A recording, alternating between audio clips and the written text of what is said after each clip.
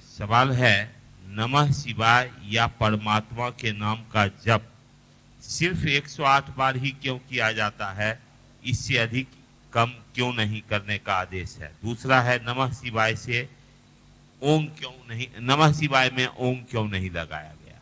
एक गुरु भाई है, नाम नहीं बताया गया। आपने सवाल सुना। एक गुरु भाई ने, एक भाई ने मंच पे ये जिज्ञासा भेजी है कि नमः शिवाय का जप 108 बार क्यों किया जाता है और नमः शिवाय में ओम शब्द का प्रयोग क्यों नहीं हो रहा है शिव शिष्यों के द्वारा। ये सवाल मुझसे क्यों पूछते हैं? अपनी किताबों में देखिए, अपने शास्त्रों में देखिए, जो हमारे पास सही सही ग्रंथ उपलब्ध हैं उसमें भी इसके उत्तर हैं। कभी जानने की कोशिश हमने आपने नहीं की, इसीलिए नहीं पता है। बहुत पहले से ये हमारे यहाँ विधान बना हुआ है कि 108 बार मंत्रों का जप किया जाता है। इसका विज्ञान ये है कि एक बात समझने की कोशिश करिए, इस संसार में, पूरी सृष्टि में हर एक चीज समय और जगह से बंधी हुई है। चीज हुई यानी पात्र, मैं भी बंधा हूं जगह से और समय से। इस पूरी की पूरी सृष्टि में हर चीज, वो पेड़ हो, जीव हो, निर्जीव हो, आदमी हो, इस पूरी सृष्टि में हर एक वस्तु, हर एक सत्ता समय से और जगह से, स्थान से जुड़ी हुई है। और इसीलिए हम लोगों ने, आपने पढ़ा भी होगा कि चीजें स्थान, काल, पात्र के अनुरूप चलती हैं। चीजें स्थान, काल, स्थान माने जगह, काल माने समय, पात्र माने हम आप। सारी चीजें स्थान, काल और पात्र के अनुरूप चलती हैं। आपने भी देखा होगा, हमने भी देखा है। देखिए, मोटरसाइकिल से दो आदमी बेली रोड पर जा रहे हैं। मैं पटना कंट्रोल रूम का उन दिनों दंडाधिकारी था। कंट्रोल रूम में बैठा हुआ था। वायरलेस पर खबर आई कि एक स्कूटर वाला, संडे का दिन था, सचिवालय की ओर से आ रहा था। बेली रोड पर उसको धक्का लगा। पीछे जो आदमी था उसको कुछ नहीं हुआ, आगे वाला मर गया। जबकि जो धक्का लगा था वो पीछे से लगा था, पीछे वाले को मरना चाहिए था, कुछ नहीं हुआ उसको। यानी देखिए, उसकी मौत उस स्थान, पीछे वाले की मौत उस स्थान, उस समय से जुड़ी हुई थी, आगे वाले की नहीं जुड़ी थी। मैं एक घटना बतलाता हूं। मेरी पत्नी की एक सिस्टर थी, आसमान से बिजली गिरी, 18 साल की थी वो। उसकी गोद में 3 महीने का बच्चा था। पलामू के जंगल की बात है, आंखों देखी घटना मैं आपको सुना रहा हूं। गोद में 18 साल की लड़की के गोद में, हम समझते हैं 2-3 महीने का बच्चा था, बच्ची थी वो, उसकी अब शादी भी हो गई। आसमान से बिजली गिरती है, उस लड़की के दोनों सीने में 2 बड़े बड़े काले काले छेद हो गए।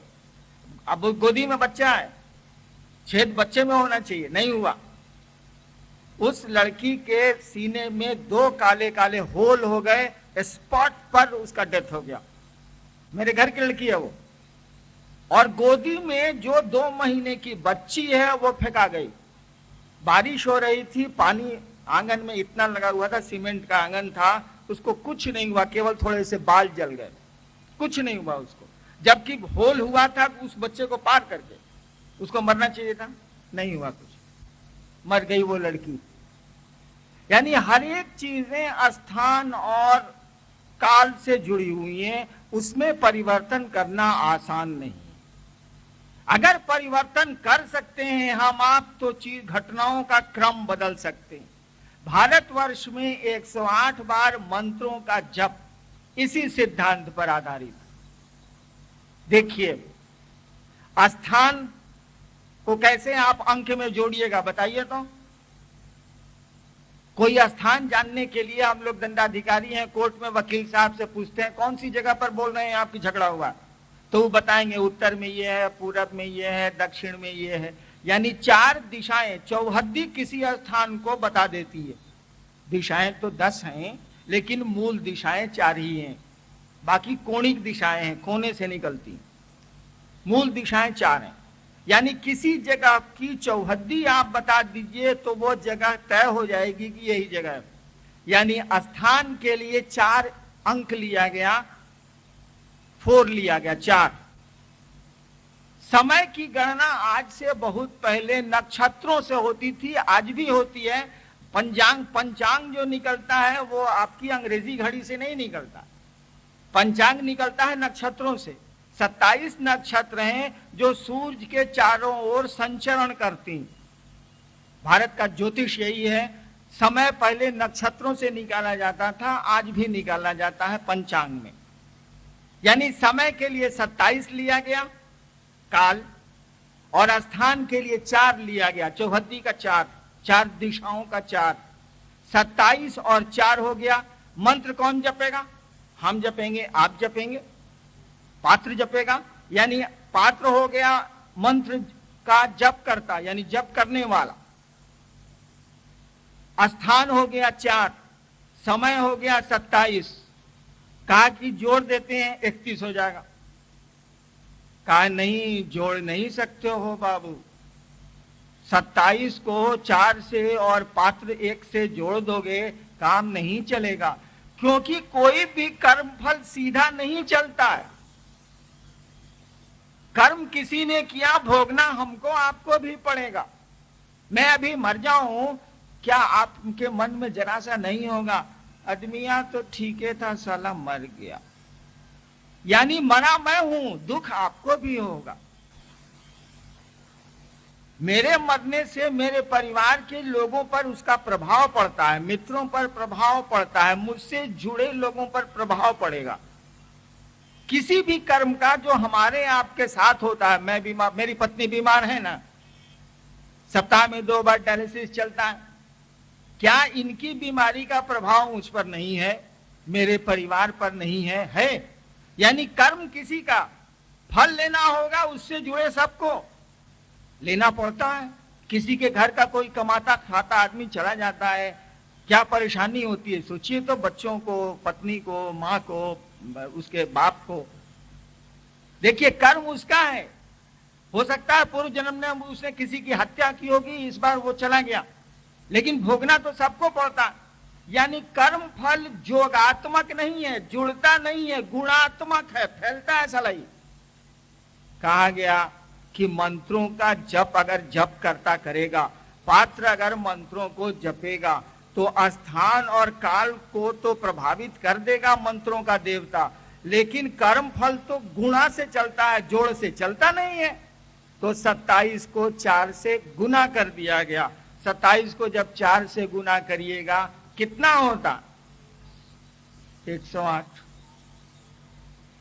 108 का विज्ञान यही है कि जप करता मंत्रों के जप से अपने स्थान, अपने काल को परिवर्तन कर सकेगा। कैसा परिवर्तन करेगा? कोई आदमी दुख नहीं चाहता है, सुख चाहता है, कष्ट नहीं चाहता है, तो उन कष्टों को निवृत्त कर सकेगा मंत्र के जो देवता हैं उसके प्रभाव से जप करके। यही विज्ञान 108 का। और मंत्र क्या है? हर एक मंत्र का एक देवता होता है। कोई भी मंत्र होगा, हर एक मंत्र का एक देवता होता है, देवताओं के मंत्र होते। नमः शिवाय शिव का मंत्र है, नमः शिवाय के देवता शिव कहे जाते हैं, शिव हैं। अब जहां तक नमः शिवाय में ओम लगने का सवाल है, ये सवाल इसलिए आप हमसे करते हैं कि पढ़ते ही नहीं है, किताब पढ़वे नहीं करते हैं आप।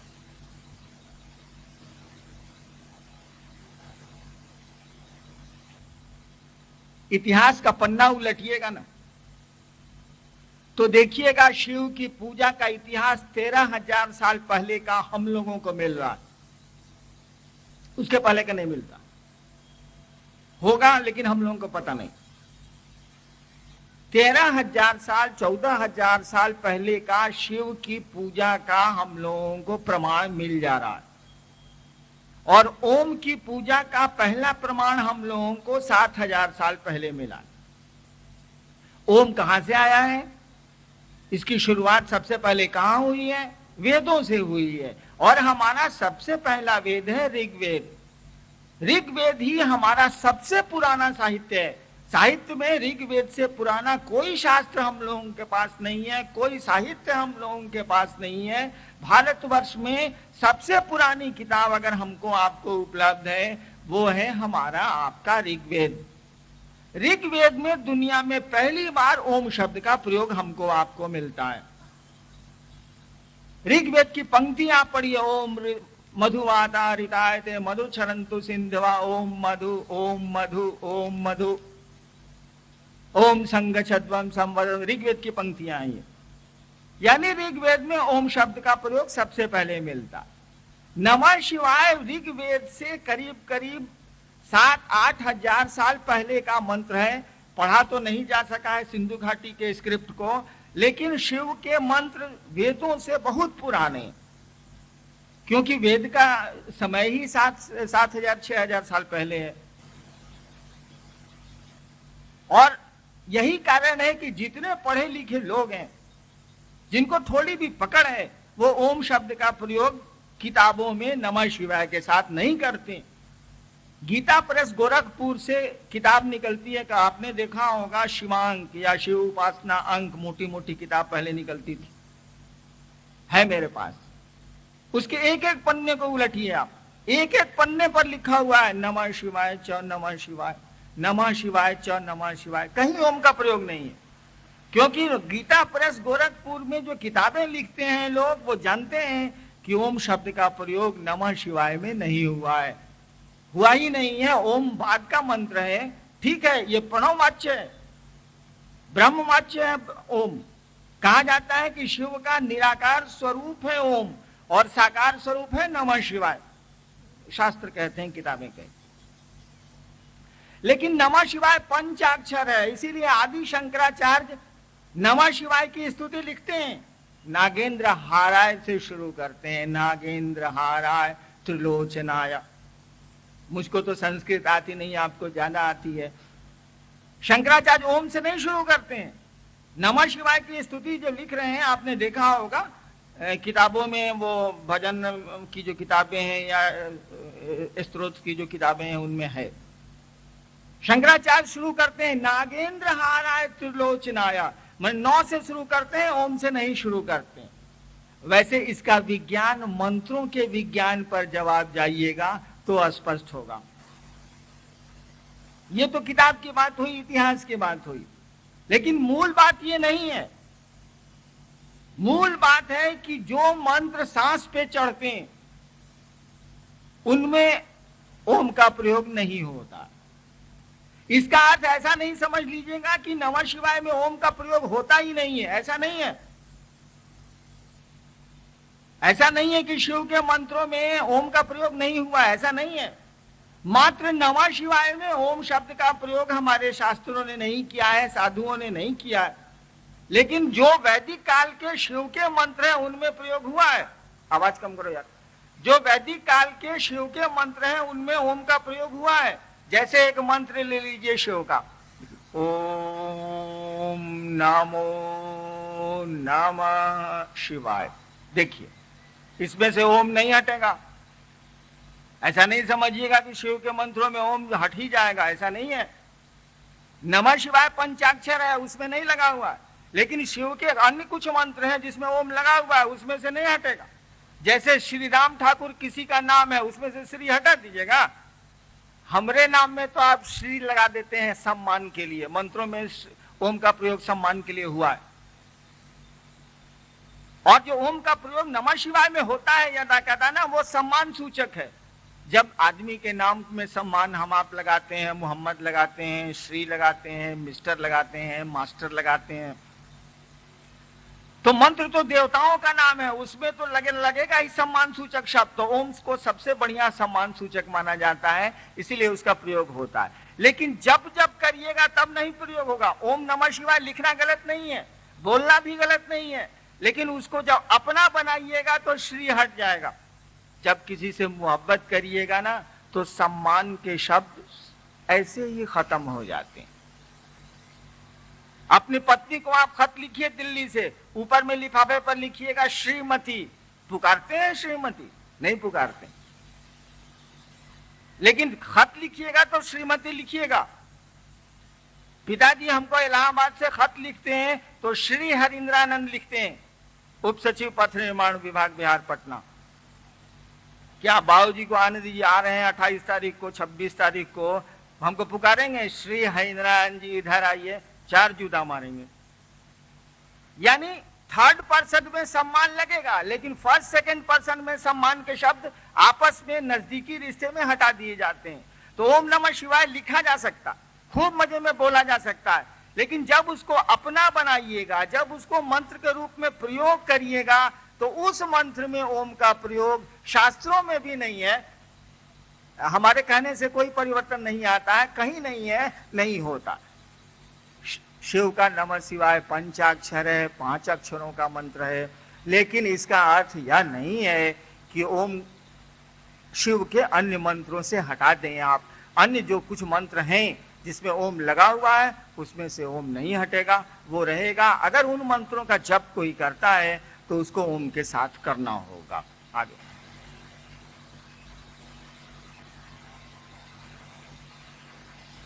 श्री राजा कुमार आरा से इन्होंने लिखा है कि आप कहते हैं कि डायरेक्ट शिव को अपना गुरु बना सकते हैं, तो क्या आप डायरेक्ट 33,000 वोल्ट अपने घर में लाइन में क्यों नहीं लिए, 220 वोल्ट क्यों लिए हैं?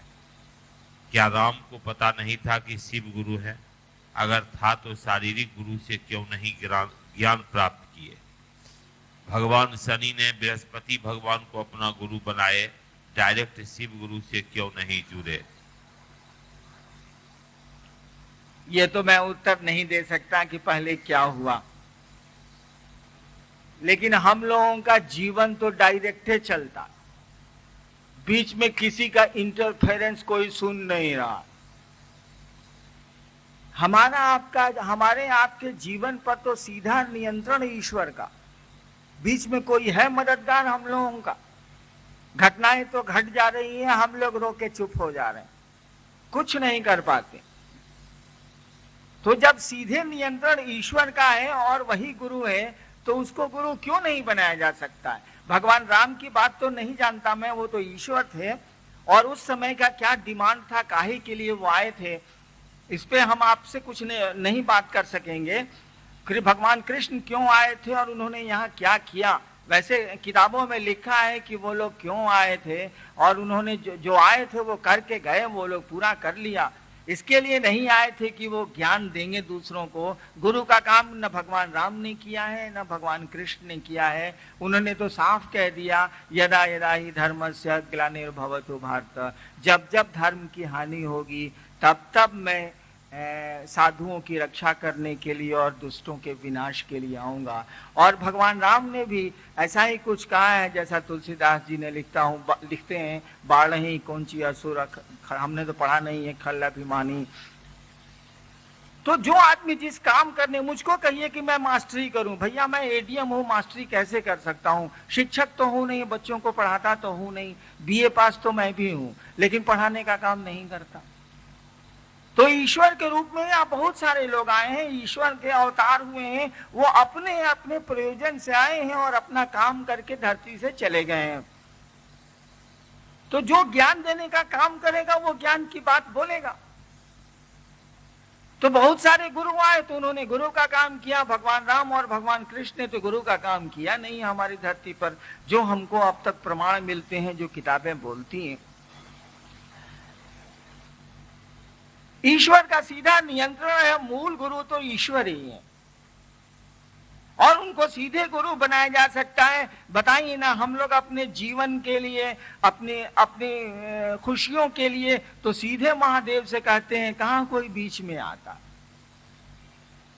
ज्योतिषी के पास चले जाइए, मैंने ज्योतिष विज्ञान भी पढ़ा है शुरू के दिनों में, भारतवर्ष के किसी ज्योतिषी के पास चले जाइए, अगर आपकी जन्म कुंडली में, आपके होरोस्कोप में कुछ गड़बड़ योग चल रहा है तो थोड़ा मोड़ा गड़बड़ होगा तो हम लोग तो बना देते हैं कि आप शनिवार को ये करिए, रविवार को ये करिए, बृहस्पतिवार को ये करिए, चलिए। लेकिन जब ज्यादा गड़बड़ हो गया, जैसे मान लीजिए काल सर्प योग किसी के जन्म कुंडली में आ गया, तब हम लोग क्या करते हैं, या ज्योतिषी क्या करते हैं, मैं तो ज्योतिष का काम करता नहीं, क्या करते हैं वो लोग, कोई बड़ा से बड़ा ज्योतिषी हो भारतवर्ष का या छोटा से छोटा, वो क्या बोलता है, जाइए रुद्राभिषेक करा लीजिए, जाइए वो पार्थिव शिवलिंग का पूजन कर लीजिए, जाइए नमः शिवाय का, ओम नमः शिवाय का जो जानता है नमः शिवाय का जप कराइए। यानी वो ज्योतिषी भी आपको कहता है कि सीधे जाइए और महादेव की पूजा कराइए, क्योंकि यही आपकी जान को बचा सकते हैं। अगर बचा सकते हैं तो दूसरा कोई नहीं। सभी ज्योतिषी अंत में आपको शिव को रेफर कर देंगे, कोई भगवती को रेफर नहीं करता है। जब संकट की स्थिति जातक में पैदा होती है तो कोई दूसरे देवताओं को ज्योतिषी रेफर नहीं करता है, सीधे कहता है कि चले जाइएगा बनारस, वहां पैसा दीजिएगा, रुद्राभिषेक हो जाएगा, या अपने से करिए नमः शिवाय का जप, या पंडित जी लोगों को बुला के कराइए, या पार्थिव शिवलिंग का पूजन कराइए अपनी पत्नी से, यानी शिव को रेफर कर देता। तो सभी जब शिव को रेफर करते हैं, हम आप भी शिव के पास मंदिरों में अपनी कामनाएं, अपनी इच्छाओं के लिए जाते हैं। गुरु मानने में बीच की जरूरत है क्या? मैं तो नहीं समझता कि बीच की जरूरत। पहले क्यों नहीं शिव को गुरु माना गया? तो इतिहास के पन्ने और पुराण के पन्ने तो बोलते हैं कि लोगों ने शिव को गुरु बनाया है और शिव उनके गुरु हुए हैं और बड़े काबिल लोग हुए। शिव के शिष्य मच्छंद्रनाथ ने कहा, साफ कहा, वो तो इतिहास के पुरुष हैं, उन्होंने कहा कि शिव मेरे गुरु हैं। मच्छंद्रनाथ के शिष्य थे गोरक्षनाथ, वो कहते थे कि शिव मेरे पितामह गुरु हैं, यानी गुरु के गुरु हैं। शिव के शिष्य हुए हैं, उन्हीं के समकालीन थे जालंधरनाथ। दक्षिण भारत में अप्पर हुए हैं शिव के शिष्य, मणिवासगर हुए हैं, तिरुमूलर हुए हैं। ऐसा कुछ भी नहीं है। और सोचिए तो जब सृष्टि बनी होगी तब कौन सा आदमी गुरु बना होगा? कहा जाता है वेद तो ईश्वर की वाणी है। देखिए वेद के बारे में कहा जाता है ये ईश्वर की वाणी है, यानी ईश्वर ने कहा है, वो आदमी की बोली नहीं कही जाती है। कहा जाता है वेद ईश्वर की वाणी, यानी डायरेक्ट तो चीजें आपको मिलती ही है। बाद में ना लोग बीच में आए हैं, शुरू में तो वही ईश्वर था और लोग थे, उसी से ज्ञान लोगों ने लिया होगा। कोई आदमी तो बीच में आया तो बाद में आया। इसीलिए शिव तो गुरु डायरेक्ट खूब मजे में हो सकते हैं। और वोल्टेज का जहां तक सवाल है, डायरेक्ट वोल्टेज तो हम लोगों को मिल रहा है तभी न जिंदा है। वोल्टेज वहां कट जाता है, करंट कट जाता है, सांस बंद हो जाती है, कोई नियंत्रण तो हमारा आपका नहीं है।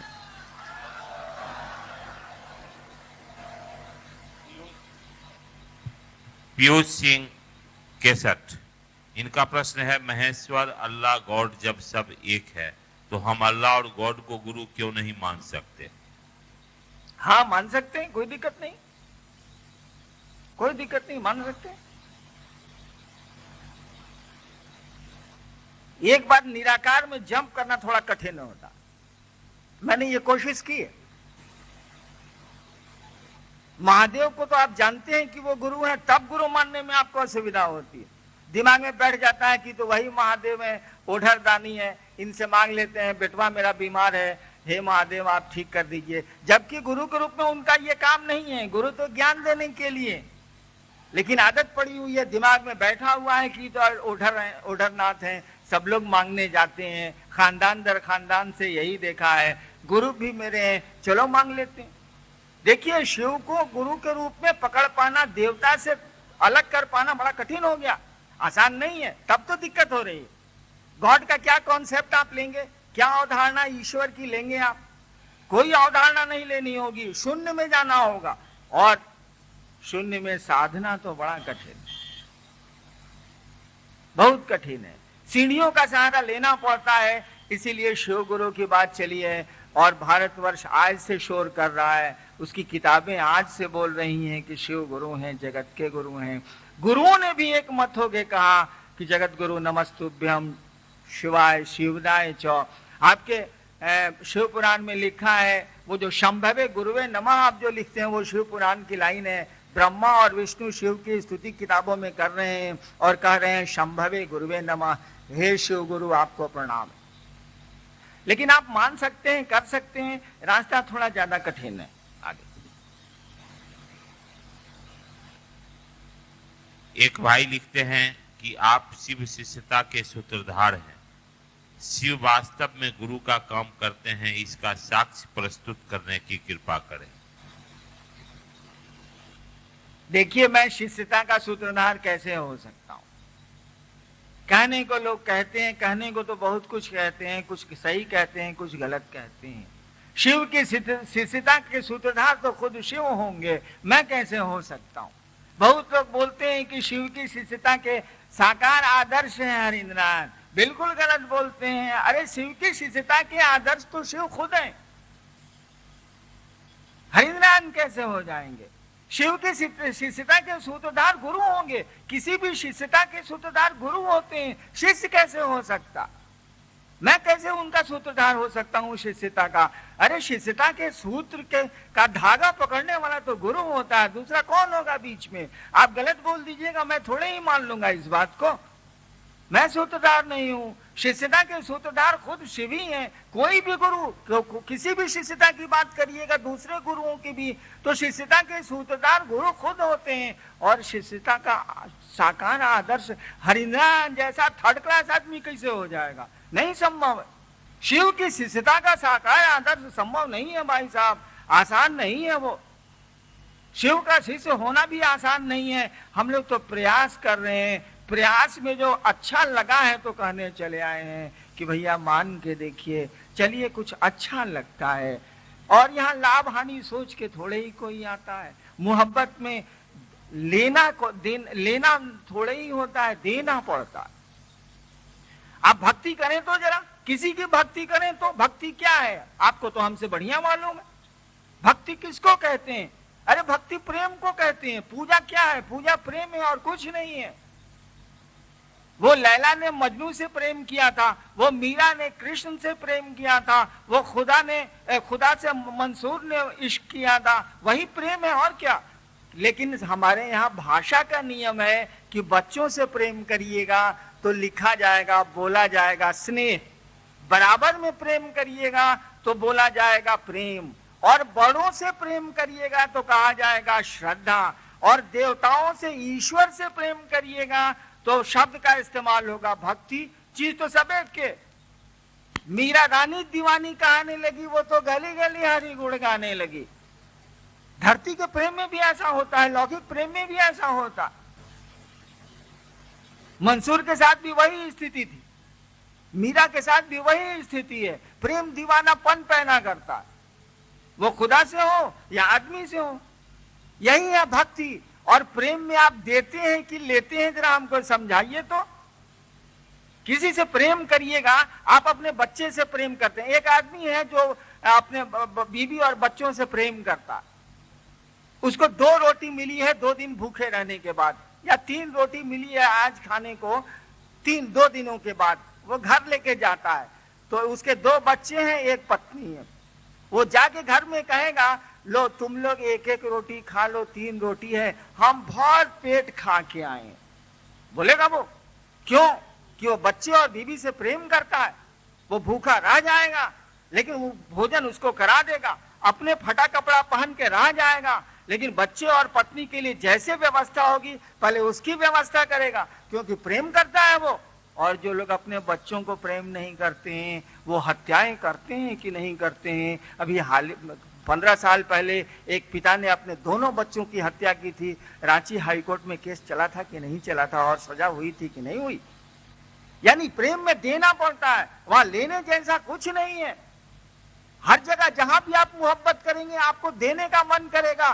तेरे सुख तेरे दुख अब मेरे, मेरे सुख अब तेरे, यानी मेरा सुख अब तेरा है और तेरा दुख अब मेरा है। और जानते हैं, शिव का नाम एक हर है, भगवान का नाम एक हरि है। ये शब्द कहां से प्रयोग हुआ है? हम लोग नहीं बोलते हैं हर हर महादेव, चाहे हम लोग बोलते हैं हरि माने भगवान विष्णु। ये दोनों शब्द के अर्थ क्या है? हरि का किस शब्द से बना है? हरि माने हरण करने वाला, चोरी करने वाला। क्या चुराते हैं परमात्मा? क्या हर भगवान महादेव चुरा लेते हैं? क्या भगवान विष्णु आपसे चुराते हैं?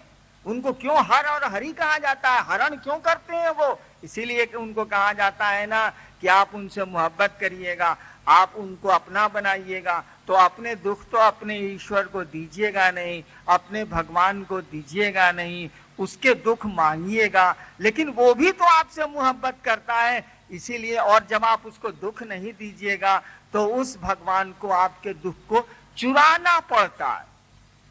वो चुराते हैं अपने भक्त से, अपने प्रेमी से उसके दुख को। कौन सा दुख? जन्म जन्म के चक्र का दुख, बंधनों का दुख वो चुराते हैं।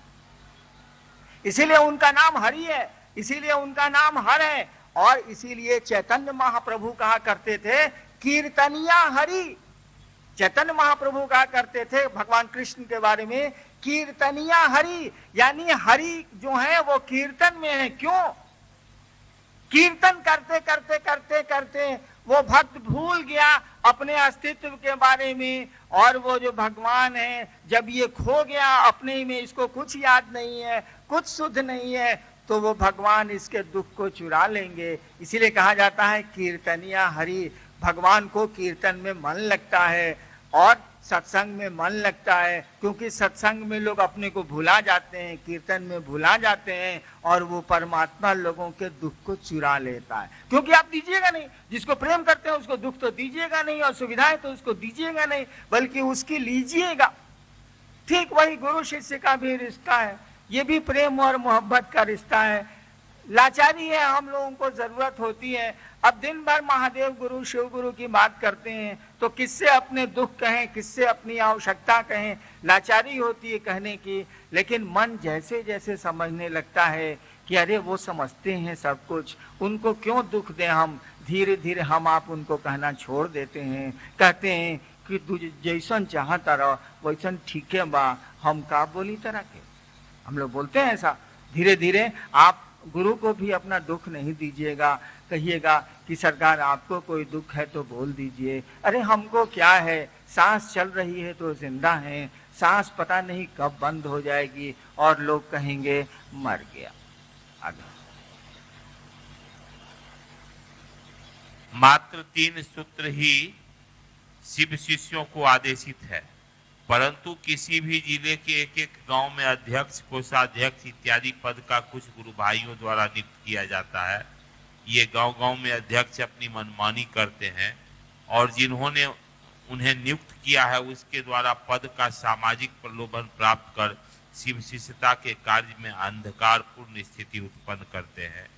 तो क्या एक शिव शिष्य स्वतंत्र है सभी गांव के अध्यक्षों के अनेक गलत बातों का पालन करे, जो कि आध्यात्म के राह में बिल्कुल गलत होगा, या मात्र 3 सूत्र का ही पालन करे? बिल्कुल नहीं। देखिए, 2 चीजें, एक व्यवस्था जनित है, एक आध्यात्म जनित है। जैसे व्यवस्था जनित बात मैं आपको बताता हूं। मैं अभी आपके बीच में चला जाऊं, आप मुझको चलने देंगे? नहीं चलने देंगे। कोई गोड़ छुएगा, कोई कुछ करेगा, कोई कुछ करेगा, लाख समझाता हूं कोई नहीं मानेगा। अब व्यवस्था का दोष है कि साले हरिंद्रानंद चिड़िया घर की तरह पिंजड़ा में आते हैं, उधर बैठते हैं और उधर कि आप मेरे भाई हैं, मेरे दर्द, मैं आपका दर्द समझता हूं और मुझको दर्द है आपके लिए और मैं शीशा नहीं उतार सकता। सोचिए, ये व्यवस्था का दोष है। मैं कुछ नहीं कर सकता, चाहता हूं ऐसा ना। हम लोग सचिवालय में रहते हैं और चपरासी सामने प्रणाम करता है तो हम लोग शीशा उतार देते हैं, एसी चलता रहता है, हम लोग शीशा उतार देते हैं कि असभ्यता है। सचिवालय में मैं उतार देता हूं, चपरासी जब पनबट्टा और पानी लेके शाम में 6:30-5 बजे जब आता है गाड़ी में रखने के लिए तो प्रणाम करता है, मैं शीशा उतार देता हूं, एसी चलता रहता है गाड़ी का, कि सामने खड़ा है प्रणाम कर रहा है या हमारा पीए है, मैं ऐसे प्रणाम का जवाब देता हूं शीशा उतार के। इतना कि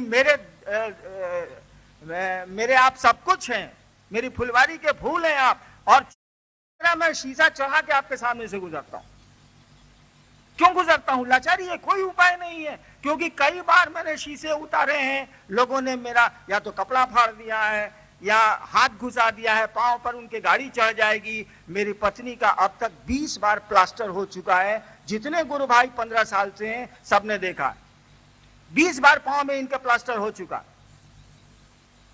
अब तो कोई लाचारी है, कोई उपाय नहीं है। तो ये व्यवस्था का दोष है, मैं कुछ नहीं कर सकता। मेरी तो स्थिति आपसे बड़ी बदतर है। मेरी तो ये स्थिति है, सारा चिड़ियाघर का जो बंदर है वो आपसे हमसे ज्यादा अच्छी स्थिति में।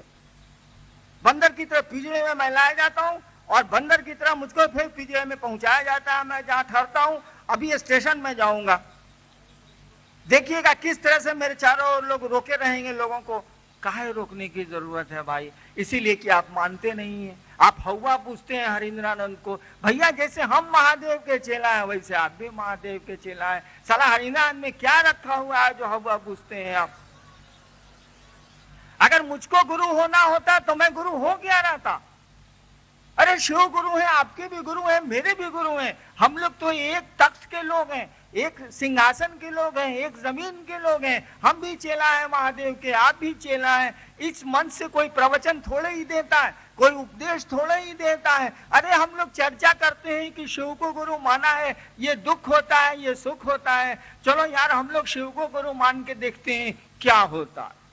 अब तक कुछ हुआ नहीं है। अरे जिंदगी और मौत और बीमारियां तो जीवन का सामान्य नियम है, आती हैं जाती हैं, लोग आते हैं और जाते हैं। लेकिन जिंदगी में बंधन नहीं फील हो, जिंदगी में हम आप मुक्त हो जाएं, इससे बड़ी मुक्ति नहीं होती है भाई साहब। जीवन मरण किसी कीमत की चीज नहीं है।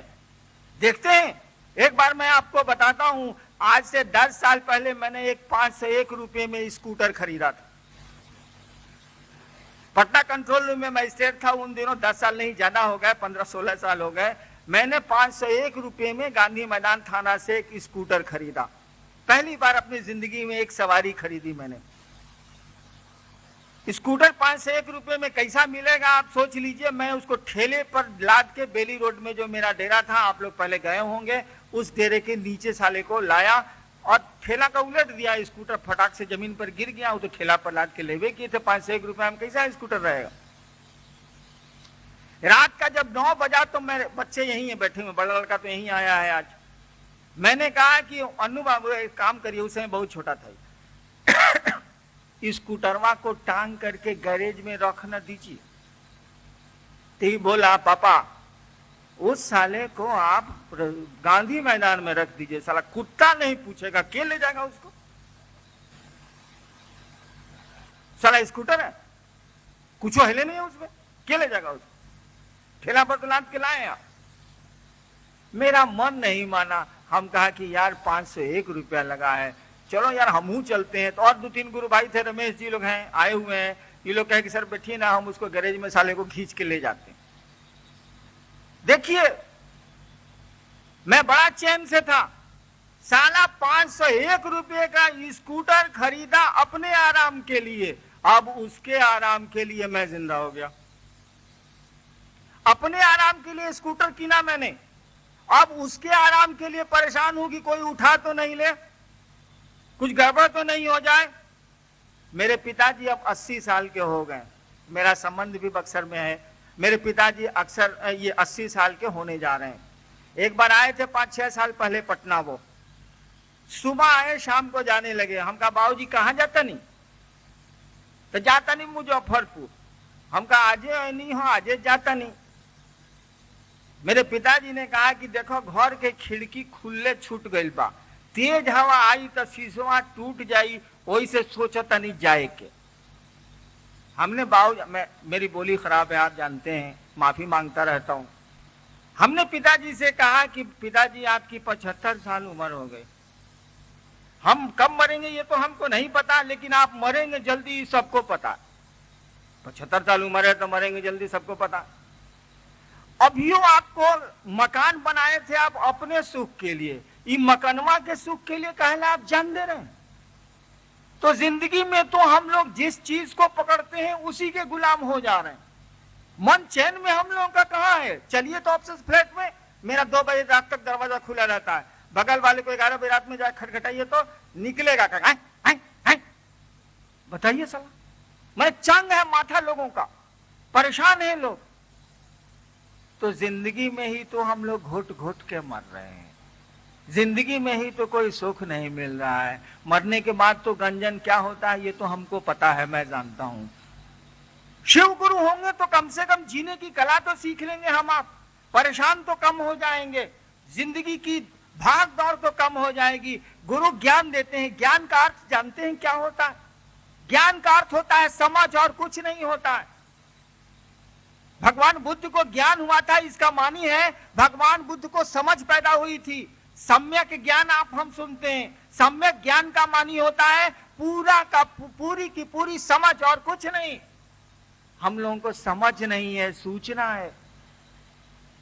हम लोगों को समझ नहीं है, सूचना हम लोगों को है। क्या सूचना है? हम लोग एक दिन जाएंगे। समझ नहीं है। समझ हो जाए तो व्यवहार बदल जाएगा, हंगामा मन का कम हो जाएगा, भाग दौड़ कम हो जाएगी, झंझट कम हो जाएगा। ट्रेन में हम लोग चलते हैं तो क्या बोलते हैं, भाई साहब कहला लड़ रहे हैं, रात 2 घंटे का तो रास्ता है, चुपचाप रहिए ना, जरा घसक जाइए, बैठने दीजिए। भाई साहब कहला लड़ते हैं, रात भर की यात्रा के लिए झूठो लड़ रहे हैं। बताइए तो भाई साहब, हम लोग कितनी देर की यात्रा में यहाँ हैं? सुनते हैं हम लोग, सूचना हमको आपको है, समझ नहीं। ट्रेन में समझते हैं कि रात भर की यात्रा है या 4 घंटे की यात्रा है, क्या झगड़ा करना है। लेकिन जिंदगी में कितनी देर की यात्रा है हमको आपको किसी को नहीं मालूम, लेकिन समझ नहीं पाते हैं। गुरु यही समझ देते हैं, गुरु यही ज्ञान देते हैं। सही गुरु होगा तो यही ज्ञान देगा। जिंदगी की भाग दौड़ कम हो जाएगी, जिंदगी में जो अकबकाहट में हम लोग जी रहे हैं, मन शांत होने लगेगा। इसलिए सही गुरु की आदमी को तलाश करनी चाहिए, सही गुरु के आश्रम में जाना चाहिए। श्री उमेश जी, ना ना ना ना, बक्सर का ये महोत्सव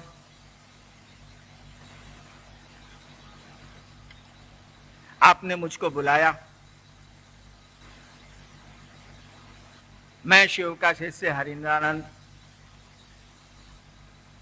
अपना सौभाग्य मानता हूं कि आपके बीच में आया। महादेव मेरे गुरु हैं, शिव मेरे गुरु हैं, और इस हैसियत से कि मैं शिव का शिष्य हूं, आप इस चिलचिलाती धूप में भी बैठे रहे हैं, परेशानियां उठाते रहे हैं, असुविधाएं झेला है, आप झेली हैं आपने। मैं महादेव का चेला, महादेव का अदना सा शिष्य, ये कामना करता हूं कि आपका जीवन सुखमय हो। मेरी आवाज जहां तक जा रही है या जो लोग मुझको सुन रहे हैं, उनका जीवन सुखमय हो, शिवमय हो, शिव उनके गुरु हो, जिंदगी में दुख आपके कम हो, मन शांत हो। ऐसी मेरे गुरु शिव आप सबों पर कृपा करें, आप सबों पर दया करें। इस प्रार्थना के साथ, इस कामना के साथ, आपको कष्ट हुआ इसलिए माफी मांगते हुए आप सबों को अपना प्रणाम निवेदित करता हूं। और जब भी आप चाहें मैं अपने आवाज पर आपका स्वागत करने को तैयार रहूंगा। आपको मेरा प्रणाम।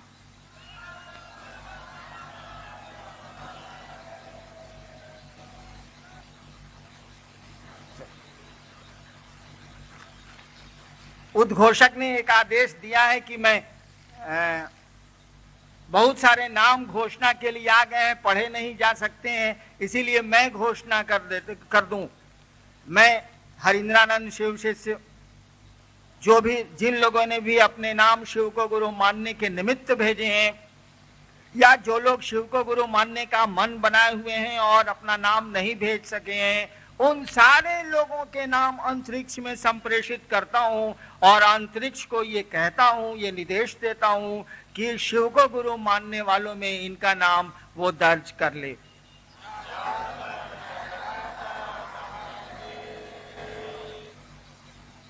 प्रोग्राम और थोड़ी देर चलेगा, मुश्किल से 10 मिनट और। आप शांत चित्त निकलेंगे। देखिए आपके गुरु शिव हैं, और गोरखनाथ ने बड़ा सुंदर कहा था एक बार कि वो हब की न बोली वो, ठब की न चली वो, धीरे धरी वो पाँव। यानी हबर हबर नहीं बोलेंगे, ठबक ठबक के नहीं चलेंगे, धीरे धीरे पाँव रखेंगे, धीरे धरीवा पाँव, गोरखनाथ ने कहा था। और आगे कहते हैं कि भरत गोरखनाथ, इसीलिए आपने शिव को गुरु माना है, आपका कार्यक्रम है, बड़े इत्मीनान से मेरा प्रणाम स्वीकार करिए और प्रस्थान करिए।